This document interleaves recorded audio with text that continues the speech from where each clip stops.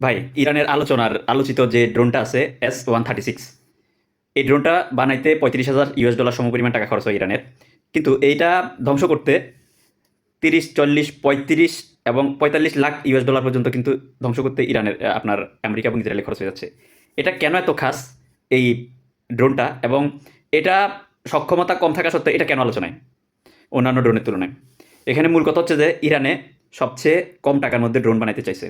মানে ওই যে চায়না মাল যেরকম ধরেন, আপনার সেম ক্যাটাগরি সেম মডেলের একটা চায়না ফোন আপনি 5,000 টাকা দিয়েও পাবেন, আবার আহ, এই সেম ক্যাটাগরি সেম ভার্সনের সেম আপনার অ্যাপস চলবে বা সেম ফ্রিকোয়েন্সির একটা আইফোনের দাম কিন্তু 1.5 লক্ষ টাকা বা 1,20,000 টাকা হতে পারে। তো ঠিক সেম টু সেম এই সাইড ড্রোনটা ঠিক এরকম। এই ড্রোনটা আমেরিকার কাছে এই মডেলের বা এই এই হুবহুব এই টাইপের ড্রোন আমেরিকা বানাইতে আমেরিকার খরচ পড়ে মোটামুটি আপনার 30 লাখ 40 লাখ US ডলার। আর সেখানে 35-40 হাজার US ডলার সমপরিমাণ টাকা দিয়ে ইরান বানায় ফেলতেছে এই drone Shahed drone number S-136 model নাম্বারের ড্রোনটা। এখন এটার সুবিধা হচ্ছে ইরান তাহলে ল কস্টে যেহেতু ড্রোন বানাইছে, একসাথে কিন্তু আগে যেখানে একটা ড্রোন পাঠাইতে পারতো, এখন সেখানে সেম একটা ড্রোনের খরচ দিয়ে সে একসাথে আপনার 50টা 60টা ড্রোন পাঠাইতে পারতেছে। আর ইসরায়েলের বা আমেরিকার প্রতিরক্ষা ব্যবস্থা যেহেতু ছোট হোক বড় হোক, কম দামি হোক বেশি দামি হোক, সে ড্রোনটা নষ্ট করতে গেলে তার ওই সমপরিমাণ টাকারই কিন্তু US ডলারের কিন্তু আপনার ইন্টারসেপ্টিভ মিসাইল কিন্তু খরচ করতে হবে। তো দেখা গেছে যে ইরানের $35,000 একটা ড্রোন শাহেদ S-136 মডেলের ড্রোনটা ধ্বংস করতে গেলে আপনার আমেরিকার খরচ হয়ে যাচ্ছে 1 লক্ষ 1.5 লক্ষ থেকে শুরু করে 10 লক্ষ 15 লক্ষ US ডলার পরিমাণ টাকা নষ্ট হয়ে যাচ্ছে। US ডলার সমপরিমাণ অর্থের অস্ত্র কিন্তু ব্যয় হচ্ছে।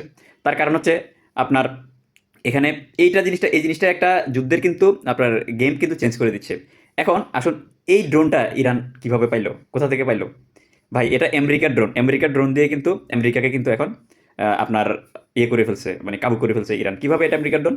বারাক ওবামার আমলে একটা ড্রোনকে ইরান ভূপাতিত করছে ইরানের আপনার 140 কিলোমিটার গভীরে ভিতরে, ইরানের ভিতরে ঢুকছে একটা ড্রোন, ওটাকে ধ্বংস করছে, ভূপাতিত করার পরে ইরানে বলছে যে আমরা আমেরিকার একটা ড্রোন আমরা ভূপাতিত করছি। তখন আমেরিকা কিন্তু ডিরেক্টলি নিষেধ করছে বারাক ওবামা।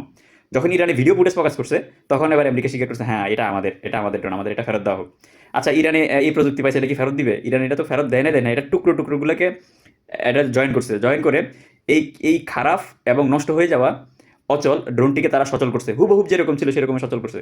সচল করে সেম ড্রোন তারা বানাইছে, বানানোর পরে আবার এই ড্রোন এটাকে রিসার্চ করে এটা থেকে আরেকটা আপগ্রেড মডেলের আরেকটা ড্রোন বানাইছে। সেই ড্রোনটাকে ওইটাকে আবার রিসার্চ করে আরও ল কস্টে কীভাবে বেশি সাপোর্ট পাওয়া যায়, তারা এই লাস্ট মডেলটা বানাইছে S-136 মডেলের এই শাহেদ ড্রোনটা। এখন শাহেদ ড্রোনটা বানানোর পরে যখন ইরান এটা বানাইলো, এটা আপনার সব দিক দিয়ে এটা মোটামুটি ভালো ফিডব্যাক পাচ্ছে। আমেরিকা তো মাথা নষ্ট, কিরে আমাদের প্রযুক্তি চুরি করে তারা আমাদের থেকেও অ্যাডভান্স ড্রোন বানাই ফেলছে। তখন তারা কি করছে, এই মডেলটাকেই আবার তারা কপি করছে, যেটা সর্বশেষ S-136 যেটা, এই মডেলটাকে তারা কপি করে তারা এটার একটা অ্যাডভান্স বানাইছে। তবে ইরান যেরকম কম টাকায় বানাইতে পারছে ল কস্টিংয়ে, তারা কিন্তু সেটা পারে নাই। এখন সেম এই ড্রোনটা, ইরানের এই ড্রোনটা, এটা রাশিয়া ব্যবহার করতেছে ইউক্রেন যুদ্ধে, আর এদিক দিয়ে ইরান তো ব্যবহার করতেছে ইসরায়েল এবং আমেরিকার ক্ষেত্রে। আবার উল্টা আমেরিকাও কিন্তু এই ড্রোনটা ব্যবহার করতেছে আপনার এই অন্যান্য তাদের শত্রুদের জন্য। আবার এই ড্রোনটাই কিন্তু এটা থেকে আরেকটা আপডেট ভার্সন আপনার ইন্ডিয়া তৈরি করছে। তো দেখেন কার প্রযুক্তি কে পাওয়ার পরে এই আমেরিকার প্রযুক্তি ইরান পাইছে, ইরান আবার এটাকে অ্যাডভান্স করছে, আবার সেটাকে আবার আমেরিকা আবার আরও অ্যাডভান্স করছে। তো এইভাবেই কিন্তু এই যে প্রযুক্তির হাত বদলে এক হাত থেকে আরেক হাতে গেলে এটা মডেল চেঞ্জ হয় এবং এটা থেকে আরও আধুনিক হয়।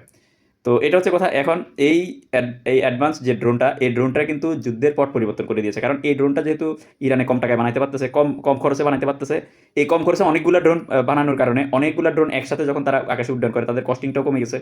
তারপরে এই এতগুলো ড্রোনকে একসাথে অ্যাটাক করে ভ্যানিশ করার জন্য তারা যে আমেরিকা এবং ইসরায়েল যে আকাশ প্রতিরক্ষা ব্যবস্থা খরচ ব্যয় করতেছে এটা কাউন্টার অ্যাটাকের জন্য, প্রতিহত করার জন্য, তাদের ব্যয় কিন্তু হিউজ পরিমাণ ব্যয় হয়ে তারা কিন্তু এখন মোটামুটি ইরানের পায়ের নিচে চলে আসছে। তবে প্রকাশ করে না, ইরানে যে পরিমাণ ধ্বংসযজ্ঞ চালাচ্ছে ইসরায়েল এবং আমেরিকা মিলে, ইরানের পরাজয় নিশ্চিত। কিন্তু ইরান যে পরিমাণ ক্ষয়ক্ষতি করছে ইসরায়েল এবং আমেরিকান ইয়েগুলাতে, সামরিক ঘাঁটিগুলাতে বা সমরযানগুলাতে, এগুলার 10% কিন্তু আন্তর্জাতিক মিডিয়া প্রকাশ করে নাই বা প্রকাশ করতেছে না। কারণ এখানে প্রকাশ করলে সমস্যা, আমাদের দেশের মিডিয়া প্রকাশ করলে তাদের ভবিষ্যতে আমেরিকার ভিসা পাওয়া বন্ধ হয়ে যাবে। আমাদের দেশের ইউটিউবাররা প্রকাশ করে না, কারণ তারা প্রকাশ করলে তাদের যদি চ্যানেলে যদি স্ট্রাইক আসে, তাদের ডলার ইনকাম বন্ধ হয়ে যাবে। মানে এই যে ধ্বংসযোগ্য ধ্বংসলীলা ইরানে যে চালাচ্ছে, এটা ওইভাবে সেজন্য অন্যান্য মিডিয়াগুলোতে প্রকাশ এবং প্রচার হচ্ছে না, কারণ ইসরায়েলের মধ্যেও খুদ ইসরায়েলের ধ্বংসলীলাগুলো যদি কেউ প্রচার করে আইনি পদক্ষেপ নিচ্ছে, এবং আন্তর্জাতিক মিডিয়াগুলোকে ইসরায়েলে টাকা পয়সা দিয়ে কিনে রাখছে যেন তাদের বিরুদ্ধে এবং তাদের ধ্বংসলীলার যেন সংবাদ যেন কম প্রচার করে। তো এই হচ্ছে কথা। পরিশেষে আমরা চাই সারা পৃথিবীতে শান্তি বর্ষিত হোক, ইরান ইসরায়েল আমেরিকা এই যুদ্ধটা থামুক, আর আমেরিকার দাদাগিরি কমে যাক, ভ্যানিশ হয়ে যাক, এখানে তৃতীয় কোনো শক্তির আবির্ভাব হোক পৃথিবীতে, কারণ আমেরিকা দীর্ঘদিন ধরে সারা পৃথিবীর মোড়ল, সারা পৃথিবীকে নিয়ন্ত্রণ করতেছে এবং একচ্ছত্র আধিপত্য বিস্তার করতেছে। এটা থেকে ডাউন হয়ে চায়না অথবা রাশিয়া অথবা আমাদেরই এশিয়ার বা আরব দেশের কোনো একটা দেশ আপনার পরবর্তী পরাশক্তি হিসেবে পৃথিবীতে আবির্ভাব হোক, কারণ রেজিম যদি চেঞ্জ হয় তাহলে আপনার সব কিছুতে স্টেবল থাকে। দীর্ঘদিন ধরে তারা একচ্ছত্র আধিপত্য বিস্তার করার কারণে আসলে তারা এখন মানুষকে সারা পৃথিবীর অন্যান্য ছোট দেশ বা তাদের আনুগত্য যে সকল দেশ করে না, তাদেরকে তারা মানুষ মনে করে না, তাদেরকে তারা জাতি মনে করে না। যখন তখন যাকে তাকে গিয়ে তারা অ্যাটাক করে, যে কোনো দেশে গিয়ে আপনার প্রেসিডেন্টকে উঠে নিয়ে চলে আসে, তাদের ইচ্ছা মতো না চললে যে কোনো দেশকে তারা স্ট্রাইক অর্থনৈতিকভাবে স্যাংশন দিয়ে রাখে, বা পণ্যর দিক থেকে ট্যাক্স বাড়িয়ে বা ভ্যাট ট্যাক্স বাড়িয়ে দেয়। তারপরে আপনার যে কোনো দেশে তারা ঋণ দিয়ে লোন দিয়ে তারা ওই সকল দেশকে জর্জরিত করে ফেলে, যে কোনো দেশের তারা আপনার সরকার চেঞ্জ করে দেয়, তাদের ইচ্ছা মতো সরকার বসায়। তো এই জিনিসগুলো আসলে যদি একটা দেশ যদি দীর্ঘদিন ধরে সারা পৃথিবীর মোড়ল হয় তাহলে সে এটাই করবে। আর সে যদি চেঞ্জ হয়, যদি এরকম সারা পৃথিবীর মোড়লদের যদি ক্ষমতা বারবার চেঞ্জ হয়, তাহলে কিন্তু এরকম দাদাগিরি করতে পারে না। যাই হোক, এই যুদ্ধের মধ্য দিয়ে আশা করি দাদাগিরি পরিবর্তন হবে, তবে দাদাগিরি পরিবর্তন হবে না আমার মনে হয় না আগামী 50-100 বছরও এদের দাদাগিরি পরিবর্তন হবে।